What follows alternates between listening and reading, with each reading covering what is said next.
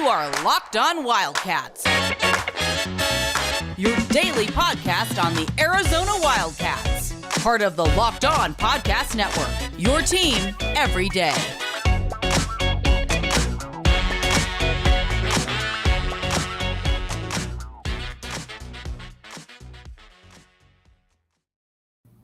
Happy Monday, and thanks for listening to Locked On Wildcats. Thanks for making it your first listen of the day. I am your host, Mike Luke, with John Schuster. All right, now, keeping with the whole strategy of what, players leaving early, we were talking about it, and, Arizona's got a remarkably good history about, you don't see a lot of guys that left, and you're like, what the heck are you doing right there? And the ones that you did say that, Gilbert Arenas, is looking back at me and saying, what the heck were you thinking, doubting me right there? There aren't really that many guys. And, just go back, obviously, with Sean Elliott, obviously, first. He was a guy that could have left, but like we were talking about earlier, I don't think there was ever really much talk about it. I don't think there was. And it was a very different mentality at that point. A mentality that I think, generally speaking, changed when Kevin Arnett is an he's also a different musician. Guy. Yes, really good. The brother of a really good comedian too, really versatile guy, and decided he was going to go pro. But he was overshadowed by a guy named Kevin Garnett, who did go pro, and I think that played a fairly big role, I think, in changing the dynamic and the willingness of players to leave early for the league. Up until that time, it happened, but it wasn't as the pendulum was completely swung on that. Now you don't expect a good prospect, a 4 or 5 star prospect, to stay for 4 years. Prior to Garnett, it was very possible they were staying for 3 and probably 4. So there's a lot that's obviously changed in that. And when you're looking at Arizona players and players for any school, that is noteworthy from a high prospect standpoint. That's something that you've long since had to deal with as being a very realistic possibility. Elliott played in an era where he could have left early, certainly could have left after his junior year and been drafted high, and decided to come back and probably wasn't even really much of a thought. And it didn't hurt him either. He had a very good career, played for a lot of years and made a lot of money in the NBA. All right, the first guy that came there, and I think, now listen, was there any real talk about Damon leaving? Not that I recall. Yeah, I don't really remember I don't recall that happening. It may have been tossed around a little bit. But so Mike Bibby was the first one that came in, and you're like, all right. I mean, because keep in mind, that was after the post-Kevin Arnett era. Yes. And Bibby's the legendary Kevin Arnett. Yes, and Bibby's coming in, and he's obviously, he's mega recruit. Everybody knows who he is. And you could tell very early on that, this guy is probably not going to be a 4-year player. This is not going to be the Matt Othick steady hand. It's also going to be, that was nice of you to put the hand in front of my face. I know. Right. It's such a little head. It was easy to cover. It was also the change in the U of A era where you started to recognize that Arizona was so good as a program that they weren't going to get 4-year players to stay here either. That the penalty for your success was that to continue to be successful, you had to get players who used college as a stepping stone to the NBA, who overtly used college as a stepping stone to the NBA. And certainly for Arizona, that happened pretty much from the Bibby era on. Now you were covering it up close. I know that you loved covering high school basketball back then. Nothing like it. Yeah, for sure. But you and your buddy also named John. You're fully aware. Now he's currently at home. Yeah, I was going to say, is he nice? Yes. Was the expectation with you two was that this is probably a 2-year kid? Yeah, absolutely. 2-year was the expectation. And 2 years. If you could maybe sneak a third. If you can sneak a third, you're taking it. But if he's there 4 years, something went wrong. When he was a senior in a high school, Mike Bibby was a 2-year player at the University of Arizona. So him coming back after the first year when they won wasn't a surprise. Neither was him leaving after his sophomore season. And obviously there were loyalists out there who could make the argument, well, I think he needs to come back because he needs to work out. But, I mean, that's silly. And he was the number 2 pick in the draft and parlayed, a 12-year career out of it. He did just fine. You know what's funny about that? And first of all, what's not funny is Built Bar. Mike Bibby, if you look at Mike Bibby now, a lot of people are saying steroids.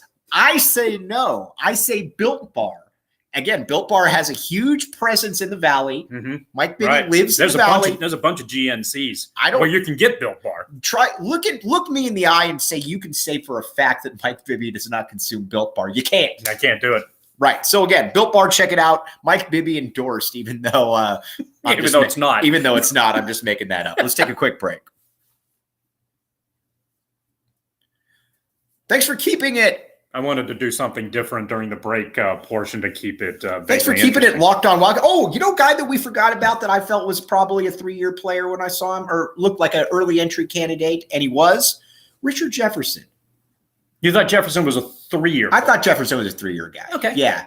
I mean, when he came in, you could, again, he wasn't like Bibby precocious, but you could tell that, there's a lot to work with there. He had a great body, NBA body. Yes. A super athlete. So when you say 3, you were not surprised that he did not come back for a senior season. Yeah, for sure. Yeah, same here. Yeah. He just looked like, and here's the thing too. If you were to ask me on that team, who is the best pro prospect, I would have actually said at that time, because keep in mind, in my defense, this was a little bit before the smaller guards came into being popular and everything. I would have thought it was Richard Jefferson, because I thought he was a very easy pick. I thought everybody loves the term upside and downside. Right. Sometimes it's not bad to go for a sure thing. I felt very, listen, now he was a 22-point per game guy for like 4 or 5 years, but I thought that, all right, worst case scenario, this guy's an NBA starter for 10 years and he's averaging 12 to 15 a game. And that's about what happened. By the way, Miami definitely going to run away with this, but go ahead. All right. Yeah. That's and his career. It really is interesting to look back at the Arizona track record in terms of the number of players who were in the league for 8 to 14 years. And one of them in Iguodala. How many years has Iguodala been playing now? Right. What is it, 17, 18, 19, years, something like that? Right, exactly. And you get the sense, too, that he could be a guy that'll keep coming back if they want him to. And he's still playing. Our guy, Matty M, messaged me yesterday, and he said, Andre with the big dunk. Yep. Andre, Matt, who's not a journalist. He's not a journalist, so you can call people by their first name. Then again, neither is Mike Luke, so he can call people by their first names too. There's an inside joke that drives me nuts, but that's okay. It's for sure, because Schuster is my mentor, so Mike likes driving me nuts. Okay, so now do bad things. Andre Iguodala was an interesting player. By the way, and you and I have talked about this before, and William Brad Alice brings this up a lot, along with maintaining that he has a friend that thought Lauren Woods would be Kevin Durant and not Lauren Woods in the NBA. But William Brad Alice made a good point that I don't know if I came up with or he came up with, that tell a fake U of A fan if they say that Andre Iguodala was their favorite player. Right. I think that's a Brad thing. That's a very good. Let's give Brad credit. Yeah, we're going to give William Brad. We've got to build the brand. Yes, we do. William Brad Alice. The Brad band. But that was also a guy. That was also a guy too that was very easy to look at and project and say that's an NBA player. You just look at his arms were down to his arms. He had probably the longest wingspan of anybody I've ever seen here, and he was good at basketball. Now he was very lethargic here. You never came away from a game like my mom. My mom doesn't think DeAndre Ayton is good. And she didn't like him when he was here. She said, he just kind of loafs around. He doesn't do anything. Sometimes when you're a superior athlete and it looks as easy as it is, it can be easy to mistake loafing for sure. Still getting to the same place on the floor and putting up good numbers. Right. So it's hard to say which of that. Maybe there's a little of both that went on with both of them. But Iguodala was an easy one to project. Now I don't know that I necessarily was for sure that he'd be an NBA All-Star type for a long time, but he was an easy guy also to say that guy's got a lot. Now. So I don't think it was much of a surprise when he left after year 2 either. If you were going to bet on it, you go to Bet Online Sportsbook. That's correct. Now, the NBA draft's coming up.